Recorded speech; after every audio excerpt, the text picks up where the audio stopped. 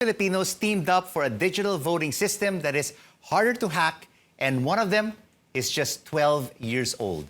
8th grader Rien Pecson and graphic designer Neil Fernandez Jr. created iVote.ph, and this lets voters use a digital identity verified by non-fungible tokens. These refer to unique units of data that are difficult to replace. Let's learn more about this innovation from the creators themselves. Thank you so much for joining us. Rien, joined by his mom, Lizelle, and Neil. Rien, let me start off with you. Nako, you're still so young at 12 years old, still 6 years away from voting age. Why did you develop this non-fungible tokens? For a few years, I kept hearing from the news, my parents, and other grown-ups about the election and voting issues. Since I was learning about software development, I decided to try and help. So I'm going to ask your mom, no? Lizelle, when your son Rien told you about it, what did you think about him setting up this iVote.ph website? At first, talaga, like, I was surprised. And then, I thought about it. Sabi ko, wow, this kid is very, very aware of the current events. And he's really willing to help. Like, he's going to be the cliche of the kids are the future of our country. Wow. And I'm sure, even though he's at 12 years old, Lizelle, he's ready to vote. He's so aware of the political climate. Let me jump to Neil now, no? Neil, I checked the voting platform. It is professionally done, looking at the site, and very straightforward. You have a great-looking profile photos of the presidential candidates. How did you come up with all of these artworks? Thank you. And yes, I did all the UI UX designs and NFT arts. Actually, I collected some references on the web of the candidates, and I did digital / smudge painting for the art. And we just want to invite more users to vote through arts and blockchain. That's it. And Neil, will these photos eventually be offered to the public? Because I know non-fungible tokens overseas are already being sold at a limited edition.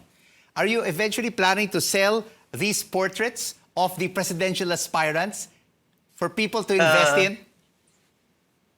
Yeah, we will be partnering with NFTbanks.net to sell the NFT art candidates on December 25th, which is on Christmas Day.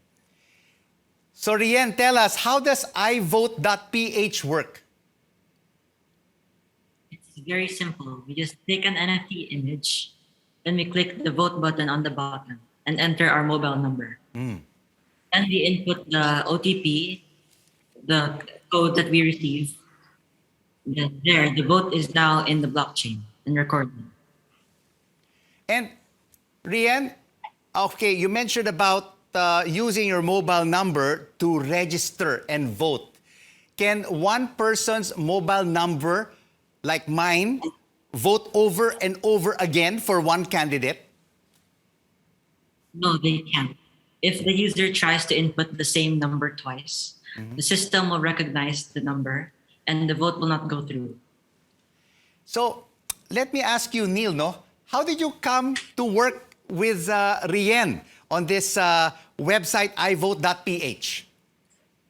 Actually, I had small and large projects with Riley before, and actually, at the very young age, he is very good. That's why building this such platform, I didn't even think twice to pull it off with Riley. So that's why I'm very proud with Riley too. And it's a very good piece of work, Neil. Is this website strictly exclusive to political polls? No. We will also allow voting on your favorite athletes, entertainers, or even favorite places in the Philippines. And Rien, I know you're only 12 years old, but you have a great future ahead of you. What are your plans going forward, and how do you plan to use blockchain technology to your advantage? We want iVote to be scalable. We want it to be used not only for polls, but possibly for real elections as well, in the Philippines and also other countries. With blockchain, fraud will be difficult. And of course, my final question is to Mami Lizelle, no? Does he still have time for his online studying, or is he focusing too much on blockchain technology? No, he's very responsible with his schools, and this is just this project is very is his passion now. So he managed his schoolwork and this project very, very well. A responsible student. Thank you so much for joining us on The Final Word. Rien Pecson, together with Mami Lizelle and Neil Fernandez.